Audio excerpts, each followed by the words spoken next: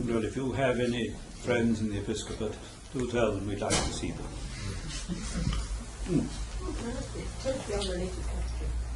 You said, when you were talking about the forthcoming talk from the Anglicans, it will be on human issues, and that the Catholics had more opportunity to develop thoughts about homosexuality. The Anglicans? The Anglicans, yes. Than the Orthodox on all these issues. And I wonder why this is. We all live in the same world. Is it the different focus within our church that we haven't or I don't quite understand why, because there's no doubt what you say is right. Do we all live in the same world?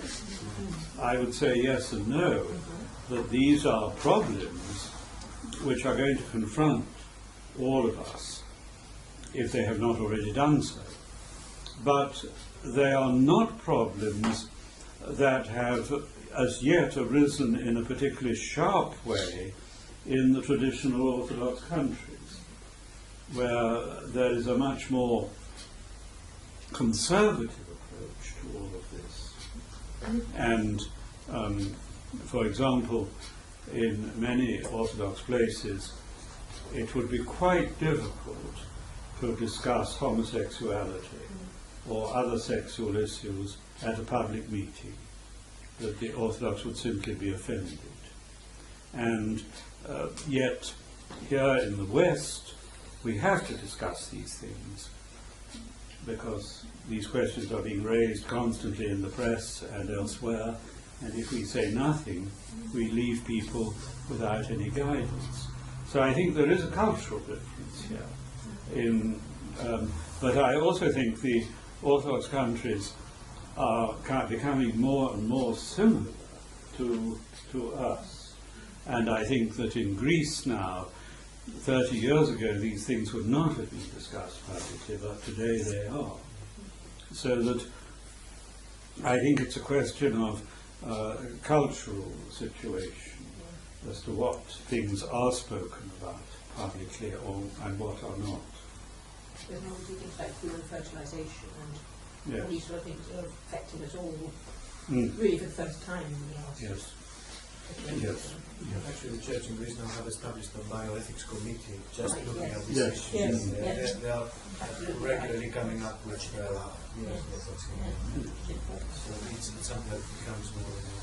But there is as yet very little writing by Orthodox in Western languages on these issues. There are a few things. Things Father John Brake has written, for example, but not much. And this is why I think on these practical pastoral issues we can listen to the experience of other Christians.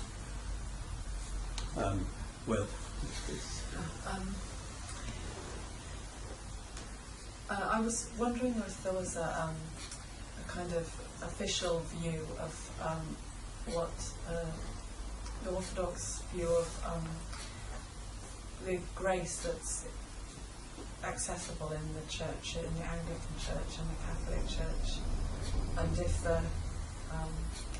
if the Holy Communion is considered to be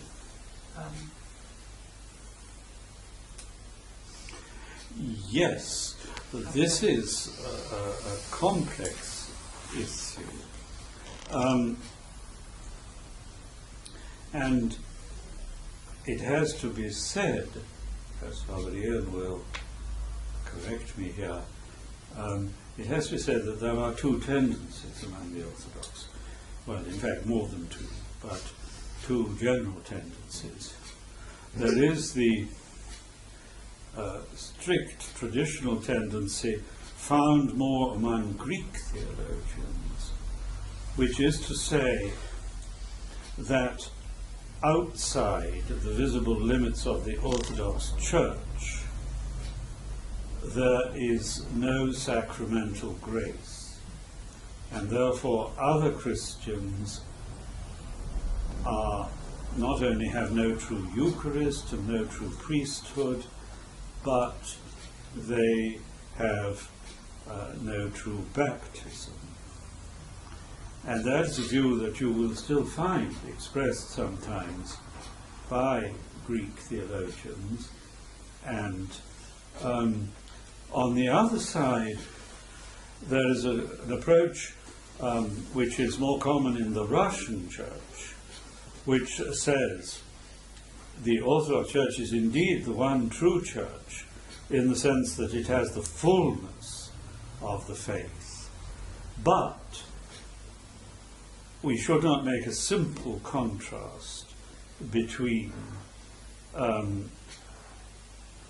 the pure light of orthodoxy and the outer darkness of the other. When I speak of Russian theologians, I'm thinking of people such as Father Sergei Bulgakov, Father George Florovsky, and Vladimir Lossky.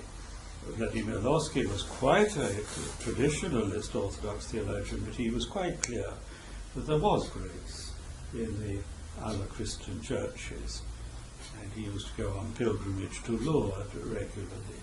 So I think there are these different tendencies among the Orthodox.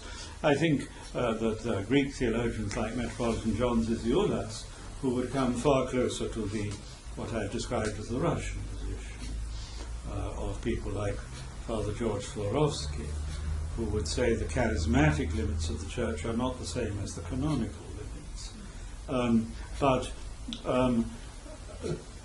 I myself come down very definitely on the side of the Russian approach. But it has to be said that there are different views here. On the other hand, even Trembelas, who, out of 30 pages saying that the non-Orthodox have no sacramental grace, that their sacraments are acura, invalid, ends up with an enigmatic sentence saying the fact that their sacraments are invalid, acura, does not mean that they are non-existent, anipostate. Now, just when the discussion is beginning to get interesting, he stops, so that he too wouldn't wish to deny that there is no grace in the other churches. And it is a very extreme position to say there's no difference between, say, the Pope and a Hindu, which is what the strict view is in effect saying. Your Grace, please. Because my whole approach to Christianity started in the United States, there was a very open relationship when I was a nun. The Orthodox welcomed us to the church. We didn't receive communion, but there was great welcoming and so on. But the one thing that we were always taught in the Episcopal Church in the United States, which was separate from the Church of England because of the breaking away during the Revolutionary War, and the fact that the people in the States who were Anglican Christians, sacramental Christians, needed bishops to confirm the children and so on, and ordain priests. And they were left at the time of the Revolution unable to do this because no one could be consecrated a bishop without an oath of allegiance to the Queen. And so the American Episcopal Church petitioned the Church of Scotland, the Anglican Church of Scotland, not the Presbyterian, the Anglican Church of Scotland, for priests to be consecrated bishop by the Scottish bishops. And the Scottish Church had, in the previous century, through the non-jurors, historically, I have to get my dates right, but it was sometime within the previous century. The non-jurors in Scotland did not wish to swear allegiance to the Queen either, and they were very concerned about being separated from the Church of England, and they went to St. Petersburg and spoke to the Holy Synod in St. Petersburg. There was no patriarch at the time. They spoke to the Metropolitan and the Holy Synod, and they said that if the Scots would be sure in the anaphora in the liturgy that there was an invocation of the Holy Spirit, they would look more kindly on the Christians in Scotland. So they inserted the invocation of the Holy Spirit in the anaphora. And when the Americans went and said, we want to be ordained bishops, they had to change the prayer book of the Episcopal Church of the United States to include an invocation of the Holy Spirit in the anaphora. So there was during this period and later on with Gore and so on in the 19th century, and Freer and various people, great rapport with and discussions with the Orthodox Church in Russia. I don't know if they had anything to do with the Church in Greece or anything else, but they did have this connection. And it is a long-standing thing, and it's things like that that influenced Dervis Chitty and Donald Auction, and may I be so bold as to say Rowan Williams, to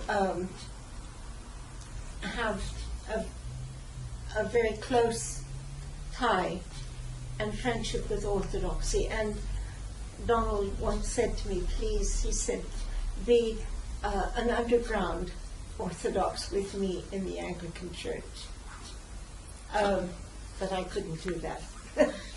Yes, yes, I think this is very true, and I indeed hinted at this when I stressed that there have been, since the early 17th century, constructive contacts between the Orthodox and the Anglicans.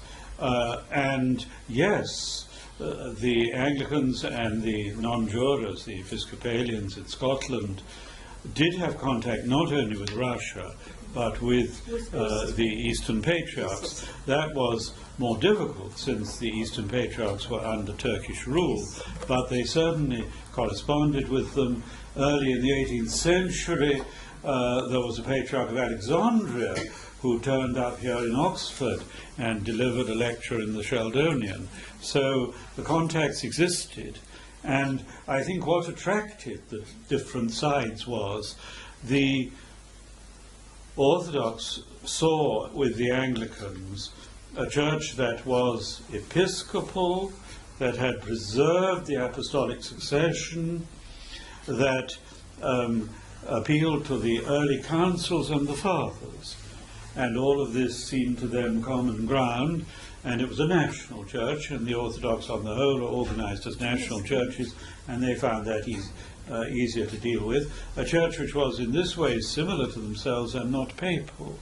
And I think the Anglicans looked in the same way to the Christian East. Here was a church with continuity from apostolic times, but not subject to the jurisdiction of the Pope.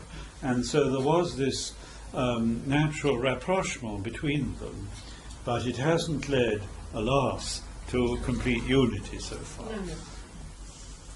Now, I think time is advancing. I don't know when you usually end. It is about now. I think that's absolutely. All right, yes. Thank you. Can I just thank Metropolitan again so much, and also just to say to everybody, gentlemen, you're very welcome at the next talk, which will be next term, but the next meeting will be on the 16th of December, and it's purely social. So, ladies, please do. If we don't have your email address, please can we have it, and we can let you know. And thank you so much all for coming this evening. Great turnout. Thank you very much.